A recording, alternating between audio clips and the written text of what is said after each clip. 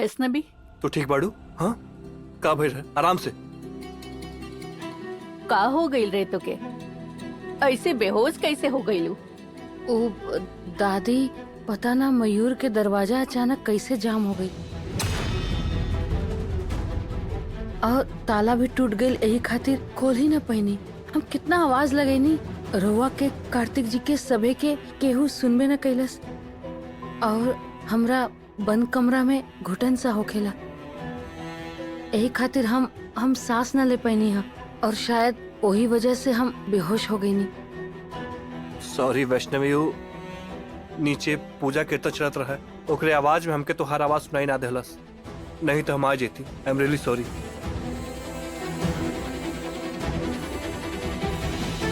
भगवान सबके भला करस। तू तो सब घर वाला समझदार बा, वरना ई कल के आइल छोकरा सबके उके लूट के चल जाई। बड़ा आइला, कमरा में बंद होके से तबीयत बिगड़ेला। ई गोली के हुआ औरी के खियैया, हमरा के ना। सच सच बतावा, का कैला तू ओकरा साथ? कहीं तू ओकरा साथ कुछ? ई रउआ का कहतानी बुआ जी?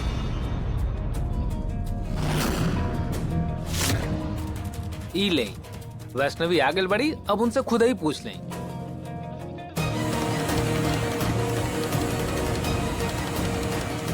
मयूर तो उल्टा हमार मदद करे के कोशिश करत रहे।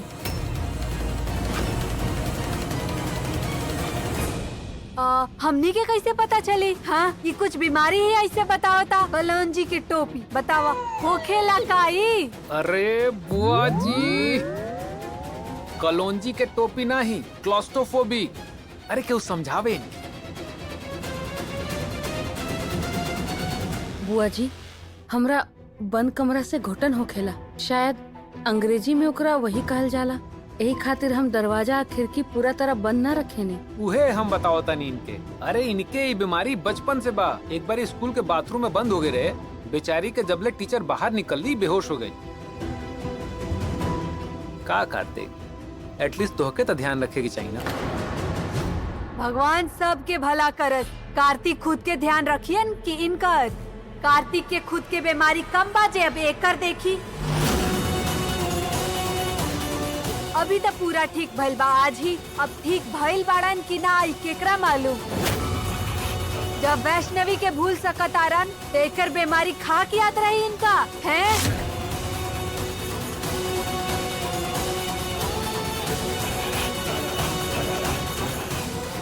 कार्तिक जी, बुआ जी के कहे के मतलब ऊ ना रहे।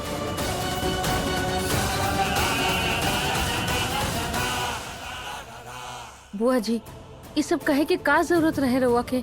अभी तक इनका ठीक होके के अच्छा से खुशी ना मना पावता नहीं हम, और रउआ उनका के दुखी कर देनी। तुम कुछ कम नहीं खा मयूर। सॉरी वैष्णवी, हाँ हम तो दोस्त समझ के मजाक कनी है, लेकिन कार्तिक तो दिल पे ले ले। मयूर के कोनो गलती नहीं खे। ऊ के आइल अभी 2 दिन भइल बा। और पुष्पा तू तो के तो सब पता बानू, सोच समझ के बोलल कर। तू का जरूरत रहे ये सब बोले के?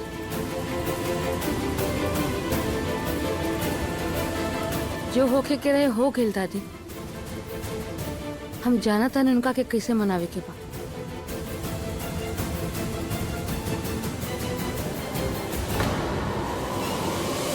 सही कहा तानी बुआ जी, तो ही हमार ख्याल रखे लो और हम है कि हम कुछ करबे ना करें। ई क्षण के तो हम कब से प्रतीक्षा करत रहनी कार्तिक।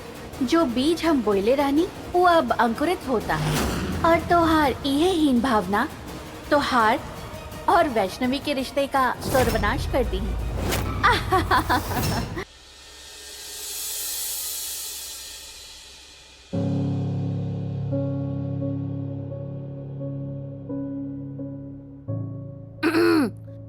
देखी कार्तिक जी, हम का बना के ले ले बानी रवा खातिर। राउर मनपसंद सिंघाड़ा के चाट। रवा कहले रही ना हमरा से कि जब भी राउर मन उदास होखेला तो एकर चटपटा स्वाद रवा खुश कर देवेला। चक्कर देखी हम कैसे बनेले बानी। देखी। नहीं वैष्णवी, तो हमरे छोट से छोट पसंद का ख्याल रखेलू, ध्यान देवेलू, और एगो हम है कि हमके तोहरे डर के बारे में भी नहीं पता। सही कहता नहीं बुआ जी, तू ही हमार ख्याल रखेलू, और एगो हम है कि हम कुछ करबे ना करीला। हम तो वो तक का कार्तिक जी। अब रोवे बताई हमरा के विक्रम से के बचेले रहे। जब टीना के पापा हमरा के अगवा कर ले रहन, हमरा बचावे के आयल रहे। और जब आधा रात के हमार फरमाइश पे इतना स्वादिष्ट रसिया बना के हमरा कौन खिले रहे? रहुआ ना कार्तिक जी, बुआ जी और मयूर ता अभी कुछ दिन पहले ही तो यहाँ आयल बाड़न। उनका का पता कि रउआ हमरा खातिर का कैले बानी, केकरा से लड़ले बानी? बताई, रउआ खाली बुआ जी और मयूर की बात सुननी है ना, दादी की बात तो सुनबे ना कहीं। रउआ पता बा, दादी कहत रहली है कि राउर जैसन पति पाल हमरा सौभाग्य बा, और वो बिल्कुल सही कहत रहली है कार्तिक जी। रउआ पाके हम बहुत सौभाग्यशाली बानी। चली अभी खाई ना। भगवान सबके भला करस। सच बतावा, ई रायता तहार फैलावल हनु? हाय मोरी मैया, हाँ जीजी, कैसन बात करत तनी हमार?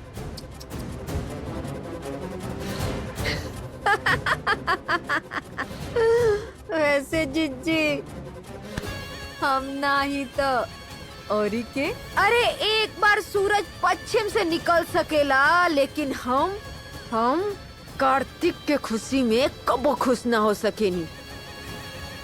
वो तो हम देखा तानी, और आज हम भी कार्तिक के मन में शक डालिए देनी। कार्तिक जैसन सुंदर, सुशील और धनी पति कहाँ मिले वाला रला वैष्णवी के सपना में भी।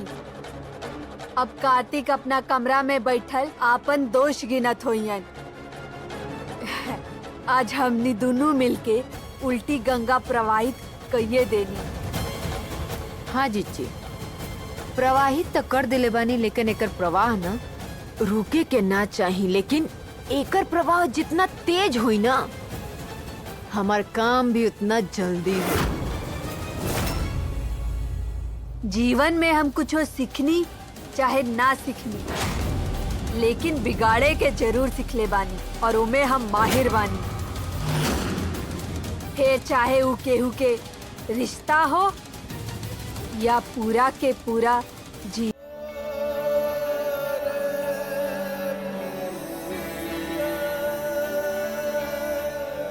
वाह, का सिंघाड़ा के चाट बनेले बानी हम कार्तिक जी। भूख में तो और स्वादिष्ट लागता। अब हम रवा का बताई कार्तिक जी। हाँ, सोमवार के व्रत रख के पैनी हम रवा के, वैसे ही जैसे छठी मैया कार्तिकेय भगवान के पहले रही। यही खातिर कार्तिक जी, हमरा कोई कुछो कहे और बारे में हमरा कोनो फर्क ना पड़ेला। चलिए हम चले। आज के कार्यक्रम तो हो गए, अब कहाँ चल देलू? उल्टी गंगा के प्रवाह देखे। कहा ना जीजी, ई वैष्णवी जब तक के घर में रही ना, कार्तिक के हम कुछ बिगाड़ ना पाए। एक खातिर ही बहुते जरूरी बाकी ई वैष्णवी खुद ब खुद एक घर से चल जाए। हमारी योजना कुछ ऐसन बाकी अगला 7 से 15 दिन के अंदर ना वैष्णवी खुद ब खुद घर से बाहर हुई। हमार आखिरी वार हुई, और ई वार में कोई हमके जितला से ना रोक सकेला और ना ही वैष्णवी के घर से जाए के। बुझनी चली हम चलता ने उल्टी गंगा के प्रकोप देखे। रवा हमार खातिर सब कुछ बानी। ऊ का कहनी अंग्रेजी में? एकदम बेस्ट बानी रहुआ। ना वैष्णवी, हम बेस्ट नहीं खी। अगर हम बेस्ट हुई तो तोहरे हर छोट से छोट, बड़ से बड़ बात का ध्यान रखती। हम तोहरे लायक ना बानी वैष्णवी, तू बेटर डिजर्व कर लू। इका कहता नहीं रहुआ कार्तिक जी।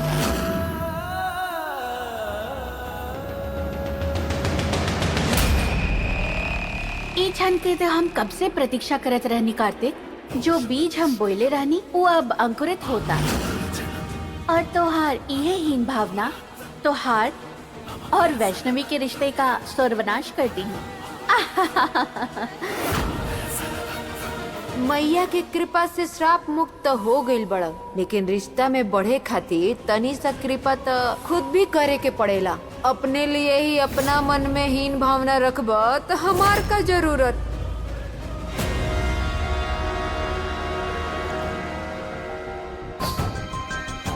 हमके तसल्ली देवे के जरूरत नहीं खे वैष्णवी। हम अच्छे तरीके से जान पानी हम कैसन बानी, तो हमसे अच्छा पार्टनर डिजर्व कर लू हम।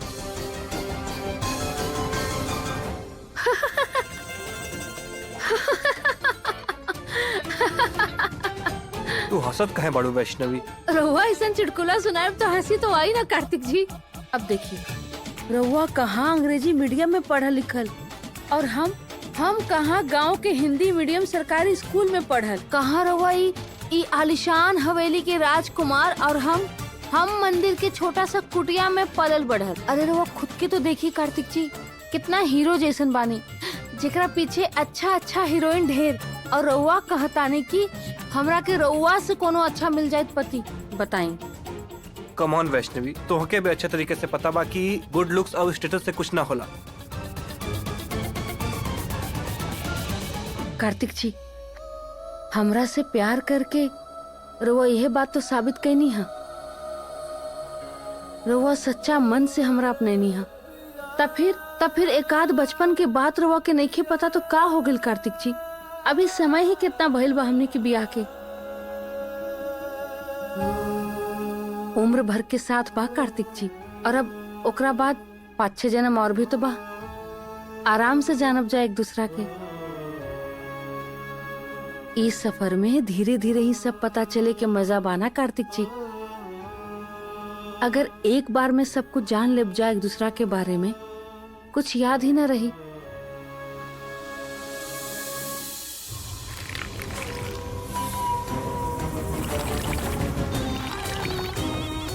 हाय जीजी, का करतनी जी?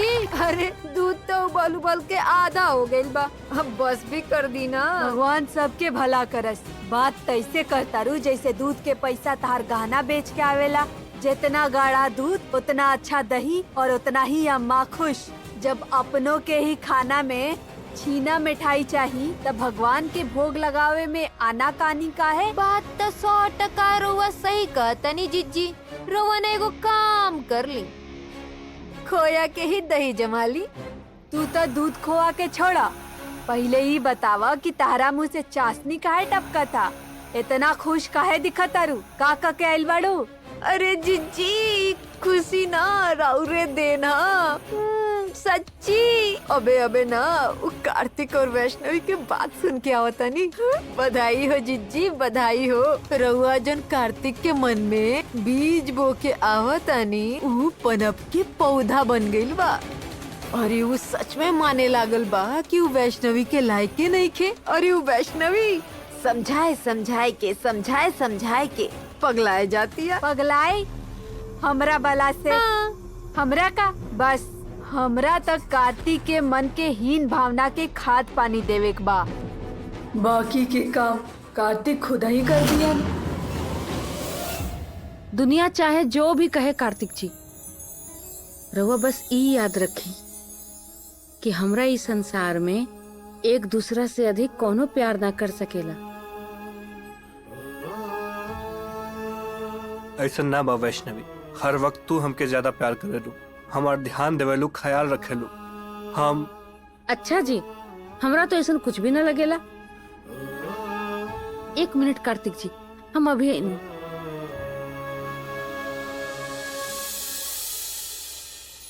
ई देखी, ये हमनी के फोटो रवा ही तो बनेनी है ना कार्तिक जी। देखी, एगो भी कमी लगाता रहुआ? बिल्कुल ना, काहे कि रउआ में हमरा कोनो कमी ना दिखेला। रउआ बताई कार्तिक जी, दुनिया में ऐसा कौन पति हो कि अपन पत्नी खातिर शादी के बाद भी इतना सुंदर सुंदर फोटो बनावत होगी? बताई ना कार्तिक जी। वो वैष्णवी के खुद से इतना दूर कर दी कि वो कबो वापस ना आ पाई। रउआ मुंह में ना दही शक्कर जीजी, उनकर बिगड़े तो हमार बने। हाँ ना? भगवान सबके भला करस, तू ओकर चिंता छोड़ा। जीवन में हम कुछ सिखले बानी या नहीं सिखले, लेकिन बिगाड़े के जरूर सिखले बानी और ओमे हम माहिर बानी। फिर चाहे वो किसी का रिश्ता हो या पूरा के पूरा जीवन। अब देखते बानी तो इहो देख ली कार्तिक जी। देखी कितना सुंदर सुंदर साड़ी बा, कितना सारा। हम जब आयल रही ना घर में तब गिन के 2 जोड़ी भी साड़ी ना लेनी है। अब ई जेवर भी तो देखी देखी कितना सुंदर बा। हम मांगले भी ना रही और वह दिला देनी है। कार्तिक जी रवा पता बा, हम तो बाकी की पत्नी के बारे में सोचे थे, जे पति के सामने रो रो के इतना सारा चीज मांगे लिया और फिर भी ना मिलेला उनका। ऐसा ना बा वैष्णवी, कुल हस्बैंड अपने वाइफ खातिर इतना कम ज्यादा तक करबे करना ना। और पता नहीं कवन ऐसा वाइफ हुई जे अपने पति खातिर इतना सब कुछ सहले हुई, जितना कि तू हमरे खातिर सहले बाड़ू। बिना सोचले समझले आग में कूद गए रहलू हमरे खातिर। अब आग में कूदे के बाद रवा ना ही करी तो अच्छा बा कार्तिक जी। इस सब भी तो हम रउए से सीखले बानी। रवा खुद हमरा खातिर आग में कूदल बानी, टीना के कलश वाला बॉम्ब से बचेले बानी, और हमार माँ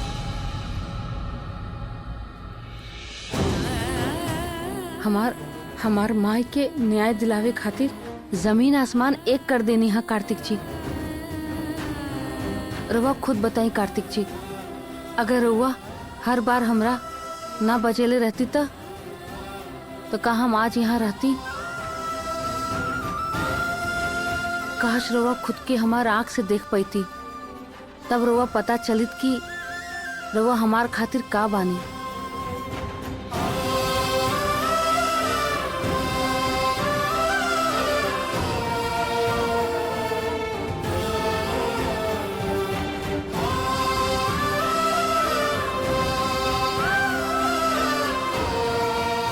इतना प्यार कर लू तो हमसे,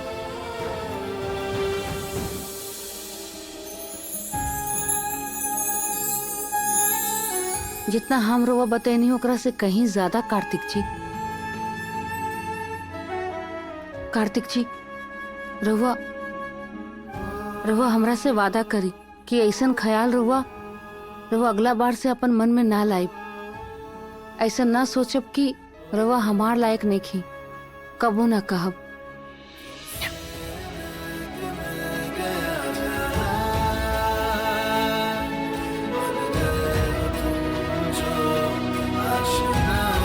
लेकिन वैष्णवी एगो और बात, बहुत तेज भूख लगल बा, अगर वो सिंघाड़ा का चाट खा लें तो बेटर हुई।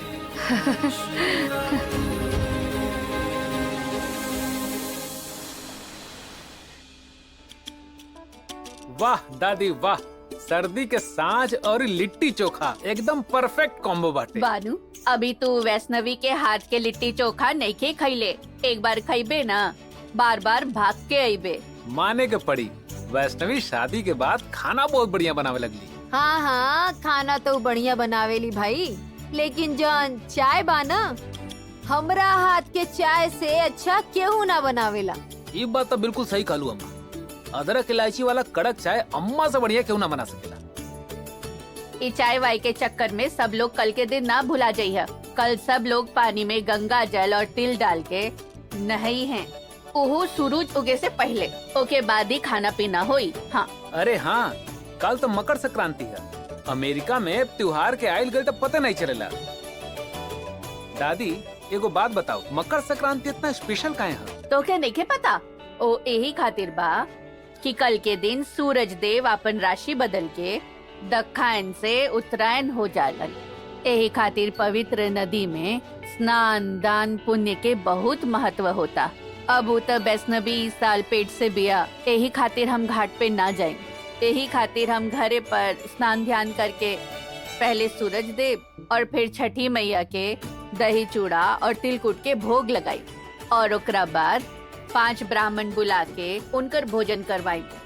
पुष्पा, हाँ माँ, तू दही चूड़ा खातिर दही जमा देलू ना? भगवान सब के भला करस। कालू तो सब के ऐसन दही खाए के मिली, 7 पुस्ते याद रखी। अबू तो सुबह देखा।